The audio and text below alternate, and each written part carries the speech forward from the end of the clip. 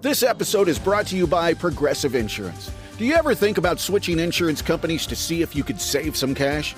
Progressive makes it easy. Just drop in some details about yourself and see if you're eligible to save money when you bundle your home and auto policies. The process only takes minutes, and it could mean hundreds more in your pocket. Visit Progressive.com after this episode to see if you could save.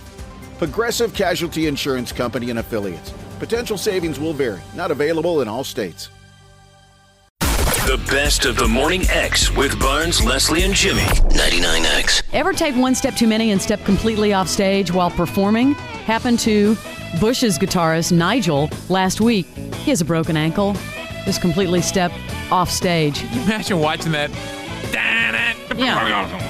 Hey, exactly. Yeah. Have you ever been at a show where like they had to stop the concert in the middle for something other than a sound problem or something? No. Where Someone got injured? Like somebody got injured or the lead singer? No. Because we hear about those from time to time where they had to completely stop the concert for something really strange. I'd like to hear about that. I'd love to hear any of those stories. This was kind of cool.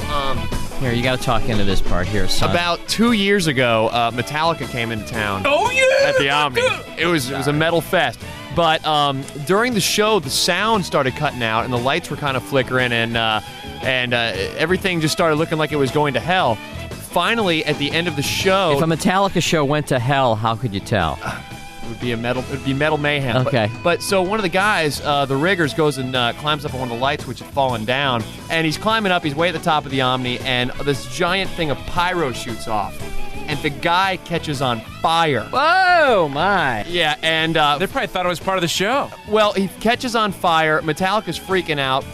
They run off stage. The guy's like attached to a bungee cord. No, you were there. I was there. Now he is like his hair is on fire. He's on clothes, fire. and he's up on top of the. He's hanging on this bungee cord now. scaffolding. He fell off. Yes. Finally hits the ground. So he's like flaming, and he's flaming. hanging. Band runs off stage. Fire. Oh my EMT God. comes out, rolls the guy out, and everyone's off stage. It's like chaos on stage. Well, The didn't they have lights to are get him going down on. first? He fell down. He was like hanging for a second, and then he fell down to the ground, and a bunch of people came out, hosed him down, and the EMT, everyone's yelling at each other. Metallica's run off stage. I can't believe they'd stop a show for that. Yeah. So basically, and the whole stage is pretty much crumbling, and it's falling down. Everything's just gone to hell. The sound's cutting out, and people are just freaking out. They can't believe their eyes. Oh, They're seeing. man. And then finally, Metallica, about 15 minutes later, comes out, and they're looking around, and they do their last song because the power obviously had screwed up the whole power, so they bring these little power amps out. Well, everyone in the whole place is just totally freaked out, and it ends up that is part of their show.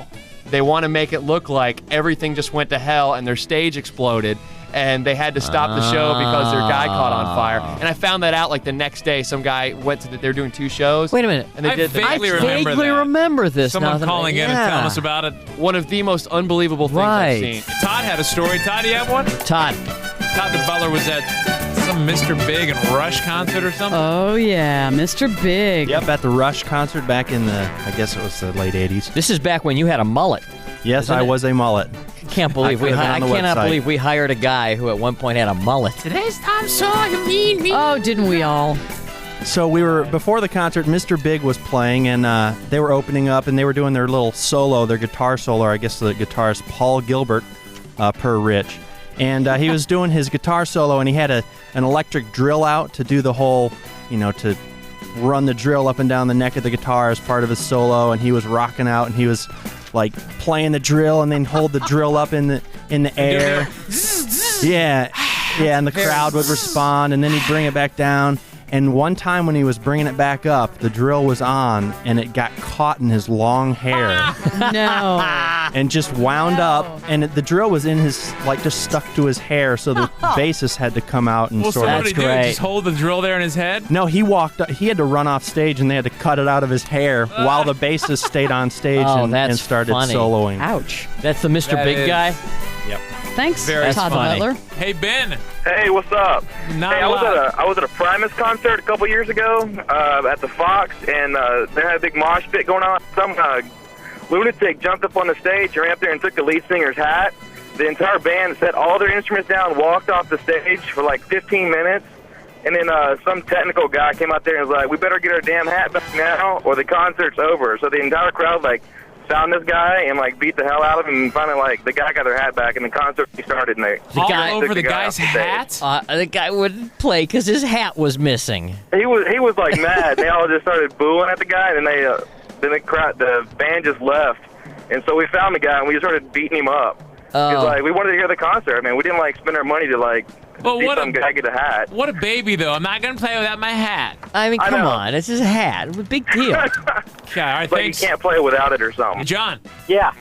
which show were you at? Oh, I was at the Aerosmith Ted Nugent show in the Omni back in '87 or '88, I want to say. And what happened? Somebody threw an object and it came over our head. We're sitting on about the 5th, 6th row. Came over our head, ricocheted off the mic and hit Ted in the face. Ooh. Oh. And as you know, Ted's a pretty crazy guy. He stopped the show, told the audience to bring this.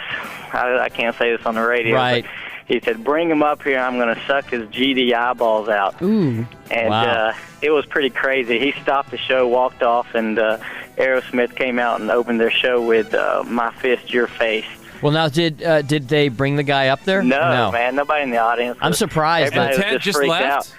out. He went crazy for about 10 minutes. It was pretty bizarre. Thanks for the call. Sure, man. You know, I'll tell you, though, if I wonder if Nugent says that on stage, and let's say, if he encourages, let's say, even in a fit of rage, for the crowd to, like, beat up or attack or manhandle this guy, he could get in some pretty deep legal hot water, couldn't he? For encouraging a mob to You would assault somebody? Yeah, you would think. Let's go to Dara. He probably knows that, too. Hey, Dara. Hi. What's up? I saw Stevie Nicks in concert in the 80s, and she actually... You won't believe where this is headed. More after a quick break. This story isn't over. You're on the best of the morning X on 99X. Michael Rosenbaum and Tom Welling take you behind the scenes of one of the greatest shows of all time. They're an ultimate rewatch podcast. We're in the midst of season 7, and hold on. Obviously, we had a very successful television show for 10 years. That was Superman based. But we had to make everyone believe that you were Clark. I got to be honest. I was surprised at the end of this episode that I wasn't. I was too. Talkville, the Smallville rewatch podcast. I'm not sure I knew when I was filming it that I was not me. Follow and listen on your favorite platform.